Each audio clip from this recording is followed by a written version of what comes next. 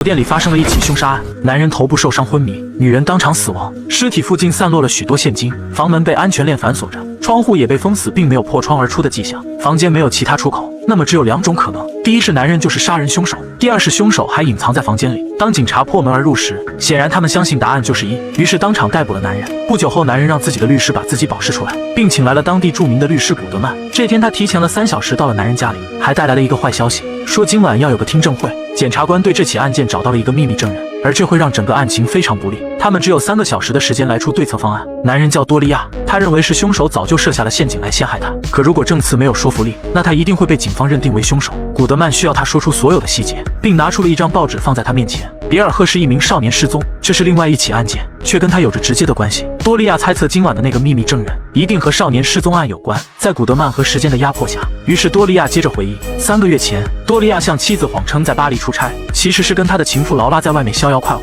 他们要赶去机场，可因为起晚了，所以在岔路口时，多利亚选择左转超了近路。路上他因为对妻子心怀愧疚，于是提出分手。劳拉不同意，还上手撩拨。就在分神时，意外发生了。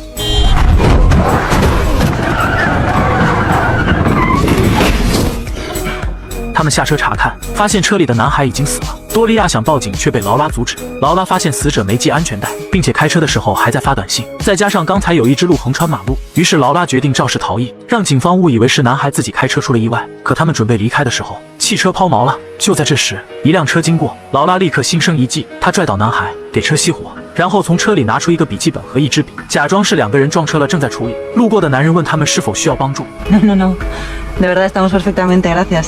可突然，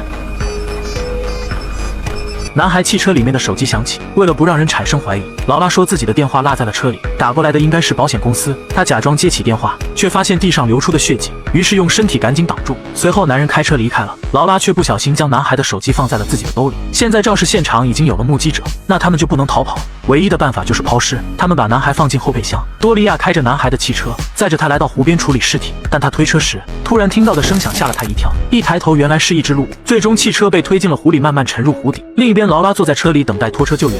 这时一个好心的老头经过，刚巧他以前从事汽车行业，可以帮他修理，于是老头把汽车拖到了自己家。路上老头问劳拉是做什么的，接着老头又问他叫什么。在这里，劳拉遇到了老头的妻子，她曾是剧团里很有表演天分的演员。2人聊天时，妻子拿出一张照片给他介绍自己的儿子丹尼尔。可这时劳拉才发现，那个男孩就是他们的孩子。这时妻子接到电话，儿子朋友说丹尼尔并没有去找他的朋友，于是他赶紧给丹尼尔打电话。劳拉才意识到丹尼尔的手机在自己身上，他反应迅速地将手机放在了客厅的沙发上。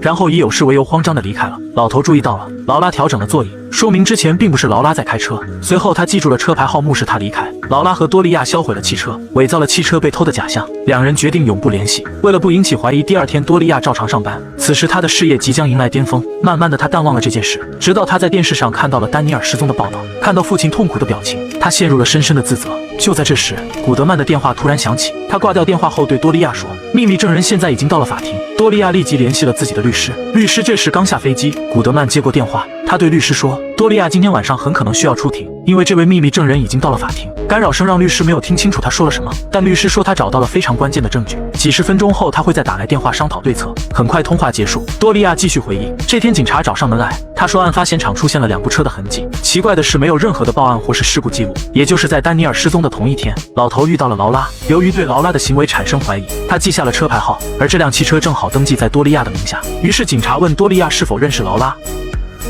多利亚的律师机智地做出了回应：第一，事发当天，多利亚在巴黎，有酒店机票可以走出证明；2，多利亚的汽车在停车场被偷了；3，老头记下的车牌号不见得准确。由于警察对这起事故细节并不清楚，也没有任何目击者可以证明警察说的话，最终多利亚被排除了嫌疑。随后，多利亚把实话告诉了他的律师，并让他帮自己把后续事情处理干净。事情就这样平静了下来，直到有一天，意外又发生了。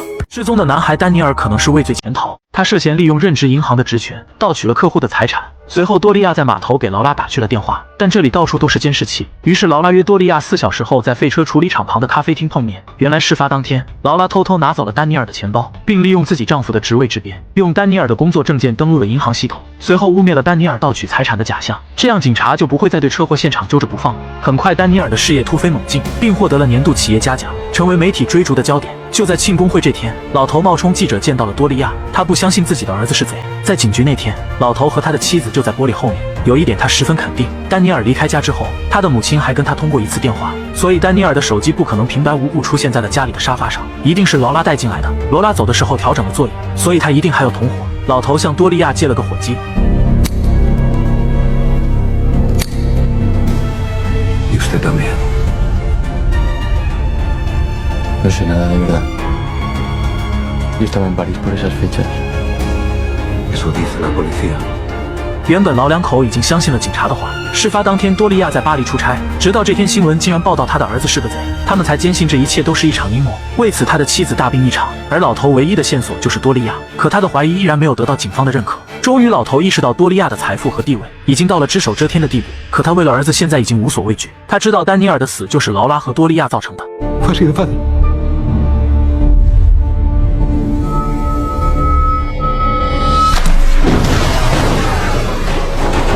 老头只想找到儿子的尸体，将他安葬。最后，他被警察拖了出去。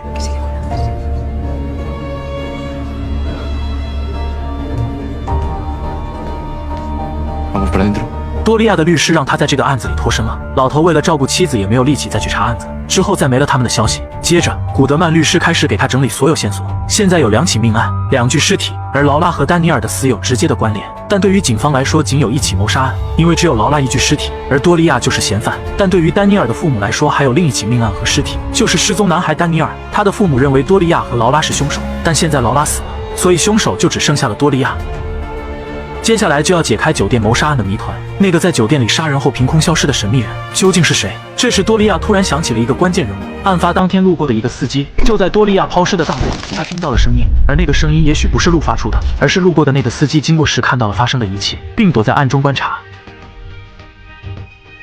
这天，多利亚收到一封文件，寄件人的姓名写的是丹尼尔，里面有一张风景图和一段录音。他知道多利亚和劳拉的事，并索要封口费，因此多利亚认为劳拉的死是司机做的。但很快这套说辞就被古德曼推翻。第一，怎么解释手机上收到的短信？第二，如果他的动机是谋财，为什么凶手没把钱拿走？第三，凶手如何从密室里逃脱？这种漏洞百出的说辞根本不能摆脱罪责。Sorpréndame con algo, resuelva usted algún interrogante. 于是接下来古德曼开始讲述他故事的版本，要如何辩解来减少破绽。当多利亚和劳拉来到录音里说好的车站，5点钟电话准时响起，劳拉接起电话，对面说让他们搭火车穿过山谷到指定酒店，并进入已经预定好的715号房间。对方要求劳拉把手机丢到旁边垃圾桶里，如果不按照说的去做，警察就会找到丹尼尔的尸体。于是2人按照要求坐了火车，并先后进入了指定房间。不一会儿，多利亚收到了一条短信，是用刚刚劳拉扔掉的手机发来的，内容是：我要说出真相，丽景酒店715号房。得知这是陷阱，2人准备迅速离开。突然，一个陌生人出现，打晕了多利亚，并杀掉了劳拉。而这个人就是丹尼尔的父亲，他杀掉劳拉，再嫁祸给多利亚。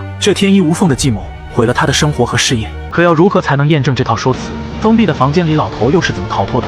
古德曼拿出一份警方的档案照片，让他在这些照片中找到细节。突然，多利亚在一份报纸中看到了丹尼尔母亲的身影，原来他就在这家酒店工作。老头设下了圈套，为了让多利亚心神不宁，无法集中注意力，他用丹尼尔的名字邮寄了这封文件，接着用变声器拨打电话，让他们坐上火车到达酒店。随后，老头捡起劳拉扔进垃圾桶的手机，他提前一步进入715房间给母亲传递消息。接着，母亲拿出手柄将窗户打开，又走到房间将手柄交给老头，他将自己藏起来，直到劳拉2人来到房间，再用手机发送短信。接着，他打晕多利亚，让他失去反抗能力，然后打死劳拉，设计作案现场嫁祸给多利亚。接着用手柄打开窗户，顺着房檐来到了早已打开的另一扇窗户里，放回原位。在警察来之前成功逃脱。警察在逮捕多利亚的时候，没人会注意母亲悄悄地给窗户上了锁。这个故事的版本似乎已经很明了。古德曼将多利亚描述成一个受害者，至于丹尼尔的死，完全可以推到女人身上。这时古德曼又接到了电话，他说秘密证人就是那个司机，现在要加快脚步想出办法，时间紧迫。古德曼要让多利亚完全相信自己，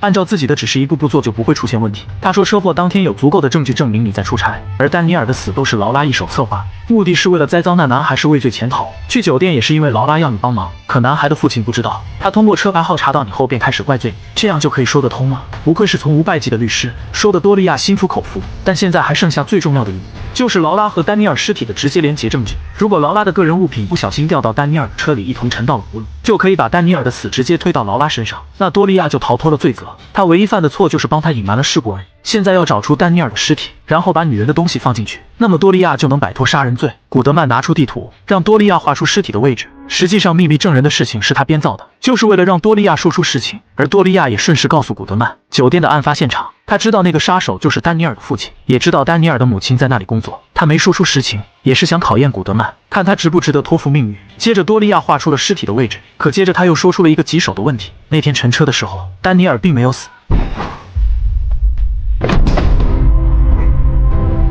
但害怕事情暴露，最终还是将他沉入了湖底。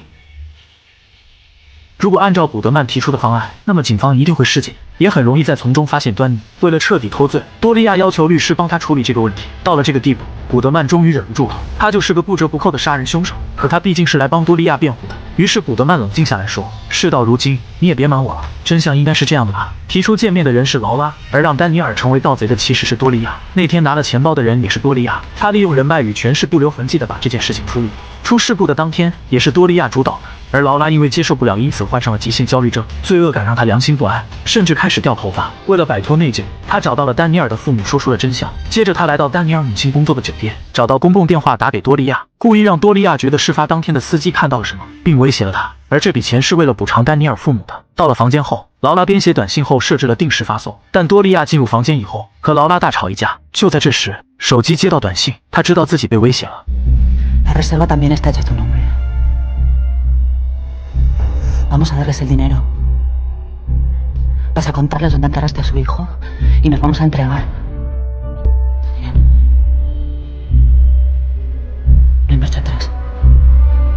于是罪恶的一幕发生了。之后他又将现场布置成无进出迹象的密室，留下那条短信，用来把两人外遇的事件连结在一起。劳拉知道没有尸体是无法定罪的，所以他没有选择报警。可他没想到的是，多利亚为了逃脱罪责，竟然杀害了自己。古德曼带多利亚来到窗边，让他看清楚对面的人是谁。他这才知道，丹尼尔的父亲一直在监视他，但他们知道劳拉已经死了，想要让司法机关将他定罪更是不可能的。所以他们如影随形地跟着多利亚搬到了他对面的公寓里，甚至还找过古德曼，也为此他才开始了解这个案子的来龙去脉。多利亚不肯承认自己杀了劳拉，于是拿出报纸说，这可以证明我说的是事实。这时古德曼才说，这张照片是假的，是张合成的照片，镜子里反射的根本没有丹尼尔的母亲。如果想让法官相信你不是凶手，我可以帮你，但你要想承认是你杀了劳拉。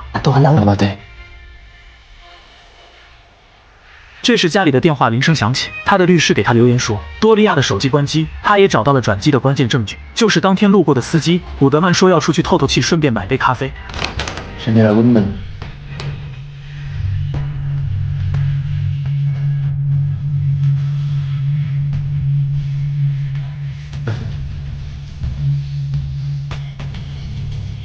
多利亚打开手机给律师打去了电话，突然胸口的钢笔突然漏水，并干扰了电话的信号。但他打开一看，是一个伪装的窃听器。他看到桌子上笔记本上写着懦夫、凶手、正义、骗子、自大5个词语，又结合之前律师说的话，想起自己的手机莫名其妙的关机，才发现自己上当了。他跑到窗户前，看到了古德曼一点点撕下了脸上的面具，原来他就是丹尼尔的母亲。这时家里的门铃声响起，真正的律师来到了多利亚的房间。Soy Virginia Goodman. 电影中，古德曼讲了个有意思的小故事：一个空柴房，一个人上吊自杀，绳长3米，死者脚离地不到30厘米，离地最近的墙大概6米。什么意思？一句话就是柴房里现有的条件不足以让死者上吊成功，他根本够不着，除非死者脚下垫一个大冰块。古德曼的这个暗喻极其巧妙，试想一个人脚下垫着冰块上吊什么滋味？他得等冰块一点点融化，绳子在自己脖子上一点点收紧，让自己窒息。古德曼随后又对男主说，这就是你的柴房。多利亚只想到赶快想办法找到冰块给自己垫脚，却没想到垫脚后等待自己的是死亡。古德曼律师从一走进男主的房间便一再重复着一个概念，注意细节。没错，这不但是在说给男主听，也是在提醒观众，要想看懂这类片子，一定得注意每一个细节。